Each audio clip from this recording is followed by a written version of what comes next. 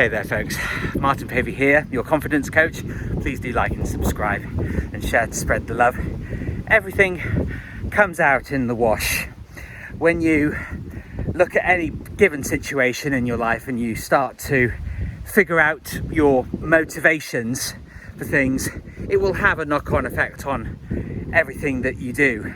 And whatever situation you're in, there are always things that you are getting from it and that you're benefiting in some way. And I think people find this quite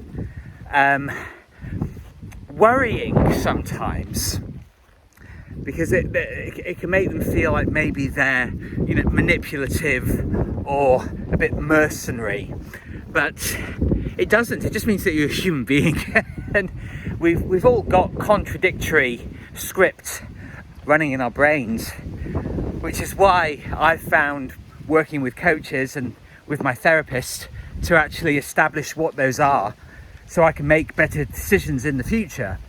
Because I had a bit of an interaction with a young lad this morning. Now, he and his business partner invited me to a sales call to talk about their particular service for basically helping other coaches get clients.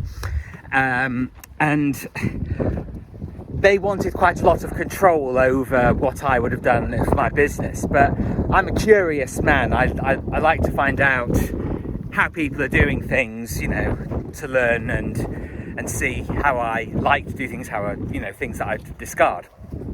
But I posted a picture yesterday with a funny caption on it. And he commented this morning, and it was a short comment, but it included the name of his company, and it was a little bit of a sly remark, I have to say, but I initially responded to it saying, well, yeah, but this post got you to comment, didn't it? And I deleted that and hid his comment, and I emailed him and said, yeah, don't use my page for free advertising for your business, and don't do it again. And he said, oh God, why so hostile, Martin? And if I wanted free advertising, I wouldn't go to your page. And I thought, okay, then fuck you. I don't need that in my life. Had enough of that kind of bitchy behaviour from people, and I blocked him and his business partner, and it felt like a very liberating thing to do.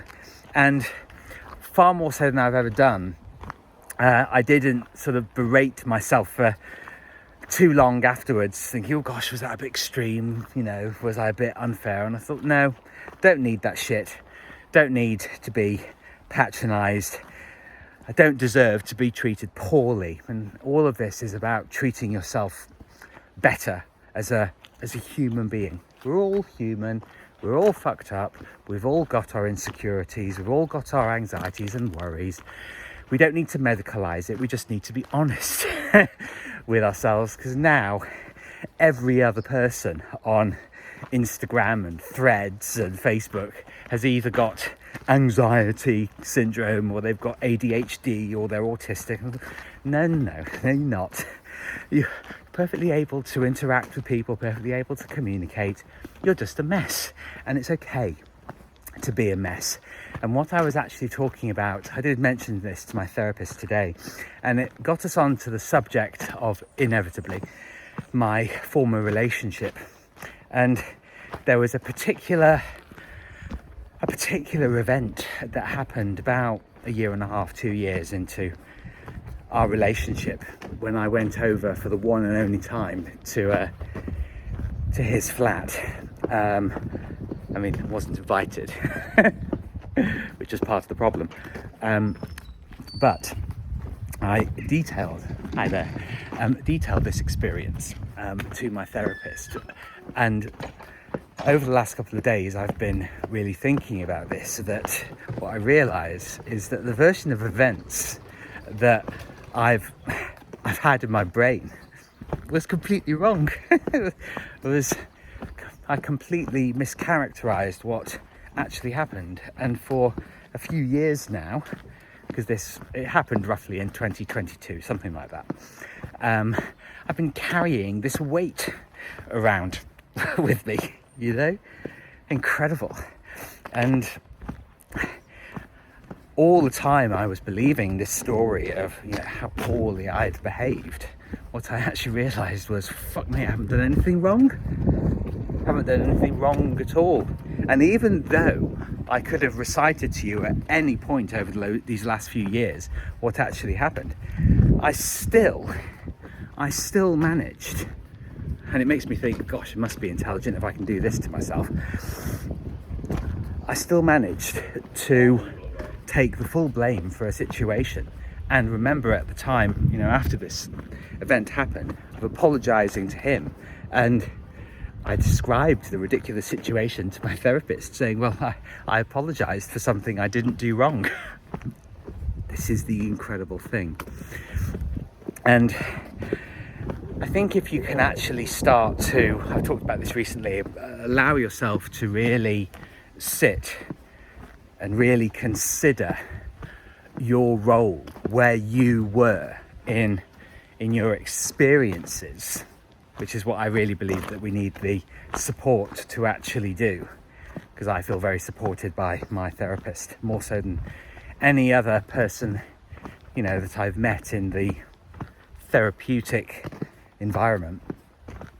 If you allow yourself to really sit in these uncomfortable experiences that feel really horrible and shitty, that you can actually learn really, really fascinating things about yourself and ways of liberating yourself from behaving poorly towards yourself in the future.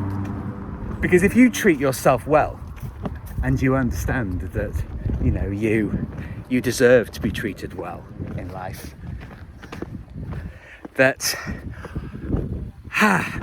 you won't actually allow other people to treat you badly. You know, you have to, it sounds a little bit weird, but you have to train yourself. You have to unlearn all of the instincts, the mechanisms that we've been taught of how to interact with people. Because we are taught through the education system that you always need to be pleasing somebody else. It's never ever that you need to be a free thinker, self-assured. Never. It just isn't. Education's any kind of system just wants moving parts in it. It doesn't want free thinkers, because that brings the mechanism down, that brings the system down. And it all sounds very, oh, you're just behaving towards the man, but kind of thing. But I think we've forgotten that we're autonomous human beings. I think we've honestly forgotten how infinitely powerful we can be as human beings. And effectively, by blocking these two people, by saying no to that side of life, I feel so much more open to the good things that I want, and the good that I can do, and the good treatment that I deserve as part of it. It's all a self-perpetuating and integrated system, but you have to start with where you are and how you have been affected by the situations that you've been in. Where are you? Always, always, always remember that it's your life. Always remember where you are in your experiences. And don't do what I've done and constantly be worrying about other people to your own neglect. Don't do it. I mean, if you do it, then do it. But it's not necessary. We've been taught it's selfish to look after ourselves. But if you look after yourself, well, then you're in a better position to be helpful and useful, to lead a good life. It always is inside out. It's inside out. It's inside out. It always starts, ends with you. And what I actually realise is I've taken such radical responsibility that I've taken on the weight of other people's lives, trying to make them happy, trying to make sure that they're always all right, without any thought for my own needs. And I don't think I'm alone in this. But believe me, I can tell you how heavy it feels doing that, and how much lighter you will feel when you actually start to value yourself and to understand that you're trying your best, that you're doing your best, but there's always room for more magic, more wonder. And my sort of latest phrase of taking up more space,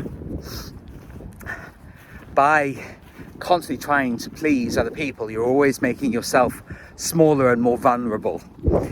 And what I realised by having looked at that experience of going over, with my therapist, of not being allowed into my ex-boyfriend's flat, which was the experience, and I might talk about more specifically about it in another video, but of actually establishing what I thought was wrong and actually looking at what really happened. The liberating feeling of that is understanding just how much I subjugated myself to that particular man, and how I've done that before meeting him as well, and realizing that just because you've always done something doesn't mean you always have to do it in the future. It's very, very powerful. It's very, very liberating. But this is the but. Be prepared to feel disappointed, to feel regretful, to feel upset, and I had a real moment in the therapy session where the weight of it dawned upon me, and I had a really good cathartic and releasing cry with my therapist, and it felt really, really good. And this is what I mean by things coming out in the wash. Start to deal with it. Doesn't matter what experience you talk about, just start looking at your motivations, start looking at where you are in the situation, and start treating yourself better. And when all of those things come together and you start to respect yourself more and stand up for yourself more, that's when life becomes really, really magical, and you realize what vast potential you have to lead a really, really fabulous life.